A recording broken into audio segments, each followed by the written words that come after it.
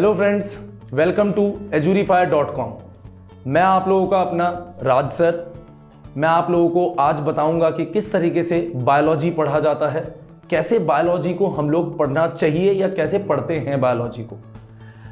बच्चों की बहुत गलत एजम्पशंस होती हैं बायोलॉजी को लेकर के। उनको ऐसा लगता है कि बायोलॉजी जो है एक थ्योरेटिकल सब्जेक्ट है जिसमें बहुत थ्योरी होती है, तो काफ़ी बच्चे मजबूरी में बायो लेते हैं, बेमन बायोलॉजी को पढ़ते हैं या जो भी चीज़ें होती हैं। बट बायोलॉजी की जो थ्योरी है वाकई में वो थ्योरेटिकल सब्जेक्ट है, बट वो एक कॉन्सेप्चुअल थ्योरी को हम लोगों को समझाता है। उसकी थ्योरी कंसेप्चुअल थ्योरी होती है, बायोलॉजी की थ्योरी। आज मैं आप लोगों को वही चीज़ सिखाने वाला हूं कि किस तरीके से हम लोगों को बायोलॉजी पढ़ना चाहिए। बायोलॉजी का कोई भी टॉपिक हम कैसे ईजी बना सकते हैं। हम लोग किसी भी टॉपिक को पढ़ने से पहले, बायोलॉजी या किसी भी सब्जेक्ट के किसी भी टॉपिक को पढ़ने से पहले हम पहले उसके लिए एक अजम्पशन बना लेते हैं कि वो इजी है, कि वो हार्ड है। उस वजह से हम लोग कभी कभार कुछ टॉपिक को अच्छे से कर नहीं पाते हैं। बट अब हम लोग देखेंगे कि कैसे हमको करना चाहिए और कैसे पढ़ना चाहिए। बायोलॉजी को जब आप रीड करेंगे, जब आप समझेंगे, तो आपको पता चलेगा कि सही तरीके से रीड करने पर बायोलॉजी भी आप अच्छे तरीके से अपने दिमाग में ग्रास्प कर सकते हैं, उसको स्टोर कर सकते हैं। मैं आप लोगों को कुछ एग्जाम्पल, कुछ टॉपिक्स के थ्रू मैं समझाने वाला हूं कि कैसे बायोलॉजी हम लोगों को पढ़ना चाहिए। ठीक है, आज हम लोग जिस चीज के थ्रू समझेंगे वो टॉपिक हमारा क्या है? वो टॉपिक हमारे पास है फोटोसिंथेसिस। क्लास 11th का ये टॉपिक या ये chapter photosynthesis in higher plants. Photosynthesis in higher plants, इस टॉपिक के जरिए मैं आप लोगों को समझाऊंगा कि कैसे हम लोगों को रीड करना चाहिए। ये जो चैप्टर आप लोगों के सामने है, क्लास 11th का ये चैप्टर, बहुत बच्चों को लगता है कि बहुत डिफिकल्ट चैप्टर है, बहुतों को लगता है बहुत इजी चैप्टर है। बट सबको ये चीज लगने के लिए कैसे कम समय में या कम टाइम में आप इस चैप्टर को बहुत अच्छे से पढ़ सकते हैं, कैसे कर सकते हैं इस चीज को। फोटोसिंथेसिस इन हायर प्लांट्स, दोस्तों जब रीड किया जाता है या जब कोई भी इस चैप्टर को पढ़ता है या कोई भी स्टूडेंट जब पढ़ता है तो सिर्फ वो रीड करता चला जाता है, उसका कोई लॉजिक नहीं देखता, उसका कोई कंसेप्ट नहीं ढूंढता है। और जब तक उसका कंसेप्ट या कोई चीज हम नहीं देखेंगे तब तक हमें कोई भी चीज याद नहीं होगी, कोई भी चीज हमें लंबे समय तक समझ में नहीं आएगा। फोटोसिंथेसिस इन हायर प्लांट्स, चाहे आप सीबीएसई के लिए पढ़े, चाहे आप नीट के लिए पढ़े, सबका एक ही मेन मकसद या एक ही मेन चीज आपके पास होनी चाहिए जिससे आप इसको पढ़ेंगे, वो है एनसीईआरटी। सबसे पहली चीज एनसीईआरटी से सबसे पहले आप अच्छे से पढ़ो उस चीज को, क्या क्या चीजें दे रखी है और कैसे पढ़ना है वो मैं आपको बता रहा हूं। सबसे पहली चीज, फोटोसिंथेसिस इन हायर प्लांट्स को पढ़ने से पहले सबसे पहले हमें यह जानना चाहिए कि व्हाट आर हायर प्लांट्स, क्या होते हैं हायर प्लांट्स। हायर प्लांट्स जब भी हम बात करते हैं तब हमारे दिमाग में आता है जिम्नोस्पर्म्स, एंजियोस्पर्म्स, इस तरीके की कोई भी चीजें आती हैं। हायर प्लांट्स बोल रहे हैं, है ना, क्योंकि प्लांट्स के जो किंगडम है उसमें और भी बहुत सारी चीजें आती हैं। ये बहुत बेसिक चीज है, पता होगा आप लोगों को। But photosynthesis in higher plant जब हम कहते हैं तो हम लोग जनरली बात करते हैं जिम्नोस्पर्म्स या एंजियोस्पर्म्स। बट फोटोसिंथेसिस क्या सिर्फ हायर प्लांट्स में ही होती है? क्या ये एल्गी या लोअर प्लांट्स में नहीं होती? फोटोसिंथेसिस डिफरेंट डिफरेंट ऑर्गेनिजम्स में परफॉर्म होती है, बट उन्हीं सब ऑर्गेनिजम्स में परफॉर्म होती है जिनके पास क्लोरोप्लास्ट प्रेजेंट होता है। उस क्लोरोप्लास्ट में क्लोरोफिल प्रेजेंट होता है, सिर्फ वही परफॉर्म कर सकते हैं। अब देखते हैं जरा, सबसे पहले हमें इस चैप्टर में क्या पढ़ना है। हमने तो जान लिया कि हायर प्लांट्स क्या, अब सबसे पहले हम लोगों को जानना है फोटोसिंथेसिस क्या है। What is photosynthesis. अब पढ़ने का तरीका यही है, सबसे पहले यह जानो कि व्हाट इज फोटोसिंथेसिस। आप किस चीज के बारे में पढ़ रहे हैं उसका आपके पास एक डेफिनेशन या एक छोटा सा एक उसके बारे में आपको पता होना चाहिए कि व्हाट इज फोटोसिंथेसिस, होता क्या है फोटोसिंथेसिस। बहुत सारे प्लांट्स, बहुत सारे ऑर्गेनिजम्स फोटोसिंथेसिस परफॉर्म करते हैं। फोटोसिंथेसिस एक तरीके का मोड ऑफ ऑटोट्रॉफिक न्यूट्रिशन है। It is a mode of autotrophic nutrition. अब इसकी डेफिनेशन, बहुत सिंपल सी डेफिनेशन जो हम लोगों ने बचपन से पढ़ी है, जो हम लोग जानते हैं कि photosynthesis it is a physico chemical process. It is a physico chemical process. अब सबसे पहली चीज तो यह ध्यान रखनी है कि physico chemical process, physical and chemical both, that's why it is called physico chemical process. Physico chemical process ये पहला एक पॉइंट आपके पास हो। छोटे छोटे पॉइंट, डेफिनेशन को भी थोड़ा ब्रेक करो, आराम से, टाइम दो, हड़बड़ी नहीं, जल्दबाजी नहीं। तो photosynthesis is a physico chemical process. It is the process by which green plants और भी बाकी ऑर्गेनिजम्स जिनके पास क्लोरोप्लास्ट प्रेजेंट है, ग्रीन प्लांट्स प्रिपेयर या फिर make their own food, prepare और मेक देयर ओन फूड। और प्लांट्स का फूड क्या होता है? प्लांट्स का फूड होता है ग्लूकोज। प्लांट्स का फूड क्या है हमारे पास? Glucose. Prepare their own food, glucose. अब ये हो गया एक और point, it is the process by which green plants prepare और मेक देयर ओन फूड। अब अपना फूड बनाने के लिए, ऑटोट्रॉफिक न्यूट्रिशन को करने के लिए भी हमारे पास कुछ रॉ मटेरियल्स की जरूरत होती है। किसकी जरूरत होती है? Raw materials. तो बाय यूजिंग रॉ मटेरियल्स, कौन कौन से दो रॉ मटेरियल्स होते हैं? Like carbon dioxide and water. या फिर आप इस पॉइंट को ऐसे भी बोल सकते हो कि by using carbon dioxide and water as raw material, as a raw material. ये दोनों रॉ मटेरियल्स हैं, ये सबके लिए प्रेजेंट है, ये सबके पास, सभी ऑर्गेनिजम्स के पास हो सकता है। बट जो अब नेक्स्ट चीज आती है, third important point, in the presence of sunlight and the most important क्या? In the presence of sunlight and chlorophyll. अब ये जो क्लोरोफिल पिगमेंट आया है, ये सबके पास प्रेजेंट नहीं है, इसीलिए हर ऑर्गेनिज्म फोटोसिंथेसिस परफॉर्म नहीं कर सकता। इसीलिए सिर्फ ग्रीन प्लांट्स ही क्यों परफॉर्म कर पाते हैं? क्यों ग्रीन प्लांट्स? क्यों हम धूप में खड़े हो जाएं तो हम क्यों नहीं फोटोसिंथेसिस कर सकते? क्योंकि भैया हमारे पास क्लोरोफिल नहीं है ना, इसलिए हम फोटोसिंथेसिस नहीं कर सकते। फोटोसिंथेसिस क्यों सिर्फ ग्रीन प्लांट्स?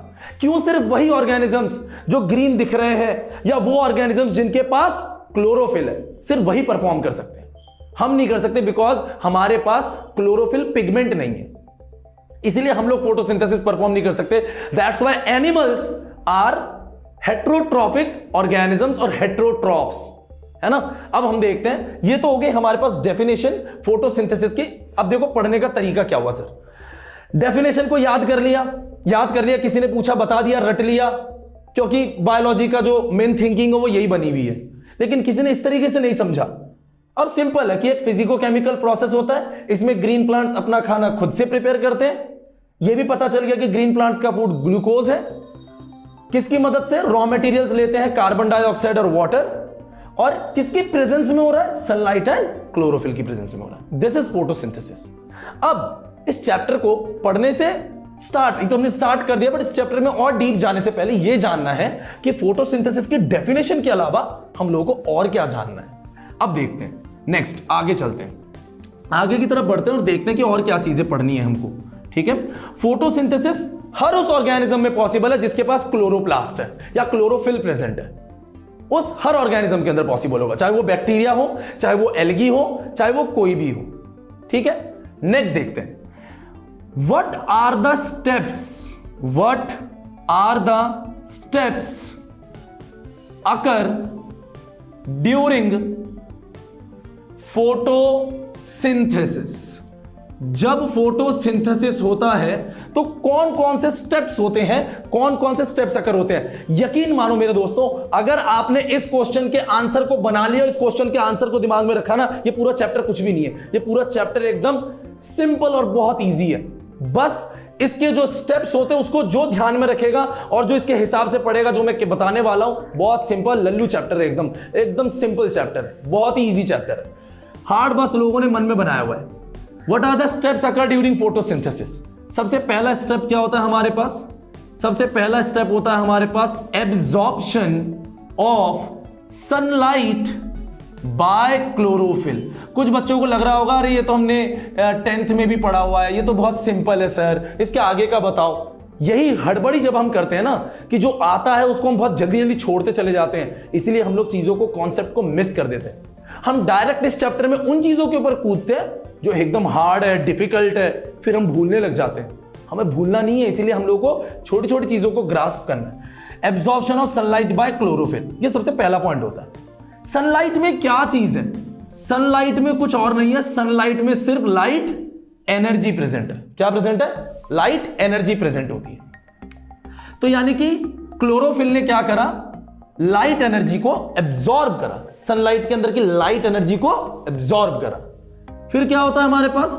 सेकंड स्टेप किया जाता है conversion of light energy, conversion of light energy into chemical energy. जी हां, लाइट एनर्जी को केमिकल एनर्जी में कन्वर्ट किया जाता है, क्योंकि लाइट एनर्जी को थोड़ी वो यूटिलाइज कर सकते हैं, वो तो केमिकल एनर्जी को यूटिलाइज करेंगे ना, उससे वो फूड प्रिपेयर करेंगे। बिकॉज ग्लूकोज तो एक केमिकल है, लाइट थोड़ी है ग्लूकोज, लाइट तो एनर्जी है, उसको ट्रांसफॉर्म करा जाएगा, उसको कन्वर्ट किया जाएगा, है ना। लाइट एनर्जी को अलग अलग फॉर्म्स में कन्वर्ट करके वो अपना फूड प्रिपेयर करेंगे, है ना। तो conversion of light energy into chemical energy. अब वो केमिकल एनर्जी क्या है ये जानना है। तो chemical energy in plants is NADPH, किसी किसी जगह पर लिखा होगा NADP+, कहीं पर लिखा होगा NADPH2, सेम है sir, and ATP, adenosine triphosphate, है ना। ये तो आप सभी ने सुना हुआ ATP। प्लांट्स में एक और एनर्जी करेंसी होती है जिसका नाम क्या होता है? NADPH। ये वो दो केमिकल्स हैं जो लाइट एनर्जी से बनाए जाते हैं, लाइट एनर्जी से हमको मिलते हैं sir. Second step. Third step हमारे पास आता है, ये सेकंड स्टेप हो गया conversion of light energy into chemical energy. अब आता है हमारे पास third step is splitting of water molecules into hydrogen and oxygen. Water के मॉलिक्यूल्स को स्प्लिट करना पड़ता है, किसमें? हाइड्रोजन और ऑक्सीजन में। यह है थर्ड स्टेप। ब्रेक डाउन करना है आप लोगों को, फोटोसिंथेसिस की रिएक्शन में इसके बाद बताऊंगा, बट फोटोसिंथेसिस में होता क्या है पहले वो जान लो, है ना।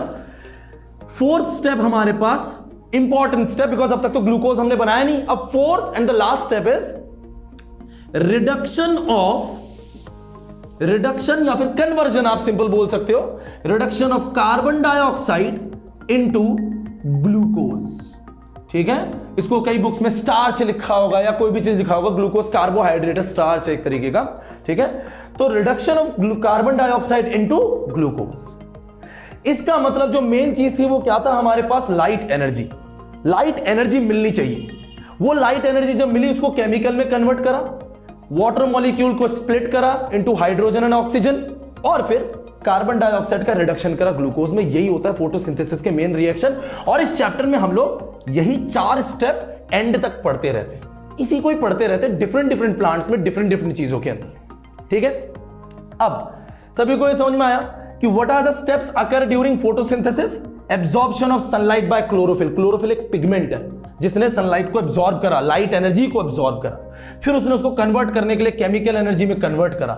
फिर प्लांट्स ने क्या करा? वाटर मॉलिक्यूल को स्प्लिट करा, फिर रिडक्शन क्या? कार्बन डाइऑक्साइड का ग्लूकोज में। अब एक मेन चीज क्या, ये जो फर्स्ट 3 स्टेप्स हैं इसको मैं हटा रहा हूं, ये जो फर्स्ट 3 स्टेप्स आप लोग देख रहे हैं, द फर्स्ट 3 स्टेप्स, ये पहले 3 स्टेप्स साफ साफ दिख रहा है इसमें कि ये लाइट की प्रेजेंस में हो रहा है। ये भी लाइट की प्रेजेंस में होता है तभी तो लाइट एब्जॉर्ब होगा, ये भी लाइट की प्रेजेंस में होता है और ये भी लाइट की प्रेजेंस में होता है। इसीलिए इन तीनों स्टेप्स का एक और नाम होता है, इसको सिंपली अपर क्लासेस यानी कि हमने 10th में ही पढ़ा हुआ है, बट अभी 11th में इसको क्या बोलते हैं? Light reactions. इनको कहते हैं लाइट रिएक्शंस बिकॉज ये डायरेक्टली लाइट के ऊपर डिपेंडेंट होते हैं, बिना लाइट के पॉसिबल नहीं है, इसलिए they are called light reactions. Last वाला step, this is light independent, तो लाइट नहीं भी होगा तो भी चल जाएगा, इसको कहते हैं डार्क रिएक्शंस। इसको अपन बोलते हैं डार्क रिएक्शंस कहते हैं दोस्तों इसे। पर डार्क रिएक्शन से ये मत समझना कि अंधेरे में होता है, ठीक है। लोग समझ रहे डार्क का मतलब सर ये अंधेरे में होगा, रात में होगा, नहीं सर ऐसा नहीं है। Dark reaction this is light independent, मतलब लाइट के ऊपर से निर्भर नहीं है, लाइट हुआ तो भी नहीं हुआ तो भी ऐसे कुछ फर्क नहीं पड़ता, बिकॉज ये इसके प्रोडक्ट से ऊपर डिपेंड करता है। हम आगे बात करेंगे, अभी बता दूंगा तो फिर थोड़ा समझ में नहीं आया कि सर ये कैसे सीन हुआ या क्या चीज हुआ, है ना। तो ये स्टेप्स होते हैं फोटोसिंथेसिस के दौरान, ठीक है। नेक्स्ट देखो जरा, अगला आता देखो क्या चीज है, हम लोग पढ़ने वाले जो चीज मेन है, हम लोग क्या चीज पढ़ने वाले हैं, ये तो हो गया हमारे पास वो 4 स्टेप्स फोटोसिंथेसिस के, हम लोग यही पढ़ने वाले हैं। हम लोग सिंपली यही चीज पढ़ेंगे, इसी को थोड़ा सा एलाबोरेट करेंगे, थोड़ा फैला फैला के ज्यादा करके पढ़ा जाएगा और कुछ नहीं है इसके अंदर। इस चैप्टर में यही सिंपल सी चीज है। अब रिएक्शन ऑफ फोटोसिंथेसिस, फोटोसिंथेसिस की रिएक्शन या फोटोसिंथेसिस की डेफिनेशन, इन सब के ऊपर बहुत सारे एक्सपेरिमेंट्स थे जिनको अर्ली एक्सपेरिमेंट्स या बुक में हिस्टोरिकल बैकग्राउंड्स के नाम से जाना जाता है। बहुत सारे अलग अलग साइंटिस्ट थे। There are so many experiments, around 40 to 50 experiments done on photosynthesis only. Plants के ऊपर डिफरेंट रिएक्शन से वगैरह वगैरह प्रोवाइड करेगा। अलग अलग एक्सपेरिमेंट्स थे बहुत सारे, जैसे जोसेफ प्रिस्टली का बेल जार एक्सपेरिमेंट, ऐसे बहुत सारे अलग अलग एक्सपेरिमेंट्स थे। बट वो अर्ली एक्सपेरिमेंट्स अभी हम लोग नहीं देख रहे हैं, उनकी देखो इस खास जरूरत है नहीं। 2-4 एक्सपेरिमेंट्स की जरूरत है जो हम बाद में किसी लेक्चर में हम लोग देख लेंगे। बट अभी हम लोग ये देख रहे हैं कि what is the reaction of photosynthesis. Photosynthesis की रिएक्शन हम लोगों ने शुरू से पढ़ी हुई है। क्या चीज है? Carbon dioxide. रॉ मटेरियल कौन कौन से होते हैं? यही तो 2 रॉ मटेरियल होते हैं ना, कार्बन डाइऑक्साइड एंड वाटर। किसकी प्रेजेंस में करते हैं इसको हम लोग? सनलाइट एंड क्लोरोफिल, है ना दोस्तों। देखो अब ये दोनों रॉ मटेरियल तुम्हारे पास भी है। पानी तुम पी रहे हो, कार्बन डाइऑक्साइड तुम्हारी बॉडी में है, क्योंकि जब तुम सांस लेते हो तो तुम सिर्फ ऑक्सीजन नहीं लेते हो, तुम एयर लेते हो। उस एयर में कार्बन डाइऑक्साइड भी है, मतलब ये 2 रॉ मटेरियल तो तुम भी लेते हो। तुम भी धूप में खड़े हो सकते हो, सनलाइट तुम्हें भी मिलेगा, बट तुम्हारे पास क्लोरोफिल नहीं है, इसलिए तुम फोटोसिंथेसिस परफॉर्म नहीं कर सकते। अब क्या बनता है इससे? C6H12O6, O2 oxygen as a by product release हो जाता है प्लांट्स में, and there is a loss of water, जिसको हम लोग क्या बोलते हैं? Transpiration. There is a loss of water by transpiration, H2O। Main चीज क्या है हमारे पास? ये ग्लूकोज, ये हमारे पास मेन चीज है। अब देखो हुआ क्या, ध्यान दो। Absorption of sunlight by chlorophyll, पहला स्टेप यही था। लाइट एनर्जी को केमिकल में कन्वर्ट करा, क्योंकि कार्बन डाइऑक्साइड को ग्लूकोज में जब कन्वर्ट किया जाएगा, जब कार्बन डाइऑक्साइड को ग्लूकोज में कन्वर्ट किया जाएगा तो एनर्जी चाहिए, ताकत चाहिए। वो पावर कहां से आएगी? वो पावर इसी लाइट एनर्जी से आएगी, बट लाइट का यूटिलाइज नहीं कर सकते। लाइट एनर्जी को केमिकल एनर्जी में कन्वर्ट करना पड़ेगा। कन्वर्ट करा और इसको पावर दी और कार्बन डाइऑक्साइड रिड्यूस हो गया, कार्बन डाइऑक्साइड का रिडक्शन हो गया किसमें? ग्लूकोज में। जब ये स्प्लिट हुआ, जब ये वाटर स्प्लिट हुआ इनटू हाइड्रोजन एंड ऑक्सीजन, हम लोग इसकी स्प्लिटिंग और थोड़ा डिफरेंट होती है, उसमें रेडॉक्स रिएक्शन के तरीके से हम लोग इसकी स्प्लिटिंग करते हैं। तो उसमें जो ऑक्सीजन है ये as a by product remove हो गया, और इस हाइड्रोजन की मदद से कार्बन डाइऑक्साइड का रिडक्शन करा गया। बिकॉज कार्बन डाइऑक्साइड को रिड्यूस करने के लिए there must be something reducing agent, कोई रिड्यूसिंग एजेंट चाहिए होगा ना रिडक्शन करने के लिए, बिना उसके रिडक्शन कैसे हो जाएगा? तो वो हाइड्रोजन एक रिड्यूसिंग एजेंट का काम करता है। तो यही मेन रिएक्शन है फोटोसिंथेसिस की। अब देखते हैं क्या क्या चीजें इस चैप्टर के अंदर आती हैं। ये तो बहुत सिंपल सी बात है, सबको पता है ये चीज, है ना। बट अब देखते हैं, देखो स्टार्ट कैसे करना है। सबसे पहला स्टेप है absorption of sunlight by chlorophyll. मैंने क्या बोला? उन्हीं स्टेप्स को दोहराना है। Absorption of sunlight by chlorophyll. Chlorophyll sunlight को एब्जॉर्ब करता है, इसका मतलब क्लोरोफिल कोई एक पिगमेंट है। क्लोरोफिल क्या है? कोई एक पिगमेंट है। सबसे पहले यह देखना है कि फोटोसिंथेसिस कहां पर होती है, प्लांट्स में किधर हो रही है फोटोसिंथेसिस। बहुत सारे ऑप्शंस है। अगर हम किसी बच्चे से पूछेंगे, आपके मन में भी जवाब आ रहा होगा, sir where does photosynthesis take place, तो बहुत सारे आंसर्स आएंगे। क्या क्या? कोई कहेगा सर लीव्स, कोई कहेगा सर क्लोरोप्लास्ट, कोई बोलेगा सर क्लोरोफिल, अलग अलग नाम देते जाएंगे। लेकिन एग्जैक्टली फोटोसिंथेसिस कहां पर होता है, यह है हमारे पास अगला topic. Where does photosynthesis takes place. Photosynthesis कहां पर हो रहा है? Where does photosynthesis takes place. ठीक है सर, ये हम लोग देखते हैं नेक्स्ट लेक्चर में। Okay, bye. edurify.com में रहने के लिए आप लोगों का बहुत बहुत धन्यवाद। मिलते हैं हम लोग अगले लेक्चर में। Thank you.